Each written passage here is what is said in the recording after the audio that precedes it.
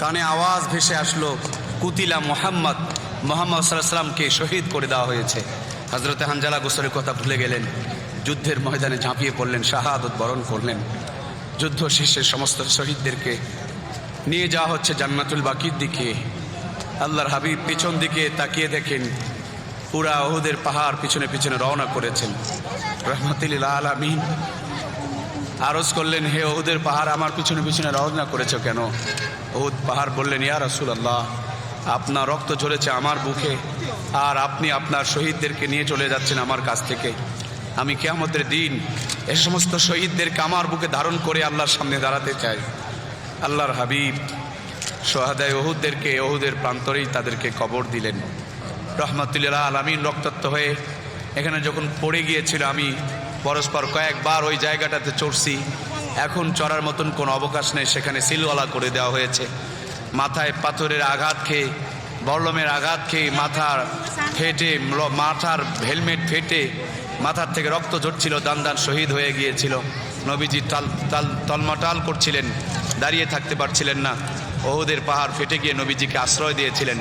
আমি আমার নিজের জিহ্বা দিয়ে সে পাথরটাকে চেটে দেখেছি, নাক লাগিয়ে শুকে দেখেছি, 2 রাকাত নামাজ পড়ে দেখেছি। আজও পর্যন্ত নবীজির সে স্মৃতিগুলো, রক্তগুলো, গন্ধগুলো নিজেকে শিহরিত করে।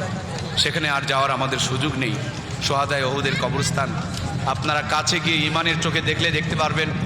হ্যাঁ, গরু জবাই করলে বালুতে রক্ত ভরে থাকলে যেমন বালুর কালারগুলো লাল হয়, ঠিক তেমনিভাবে কাছে গিয়ে আপনারা দেখবেন যে সেখানে বালুময় বালুগুলো মনে হয় লাল হয়ে আছে। এটি সেই উহুদের পাহাড়, সোহাদায়ে উহুদের অবস্থান। প্রিয় ভাইরা আমার, সবার চোখ কিন্তু এক না, সবার টাকাগুলোও কিন্তু এক না, সবার ইমান একিনও কিন্তু এক না। আপনার নাকে সর্দি লাগলে যদি সুগন্ধ দুর্গন্ধ অনুভব করতে না পারেন, আপনার ইমান যদি দুর্বল থাকে, তাহলে আপনি সব কিছু মুজিজা কীভাবে উপলব্ধি করবেন?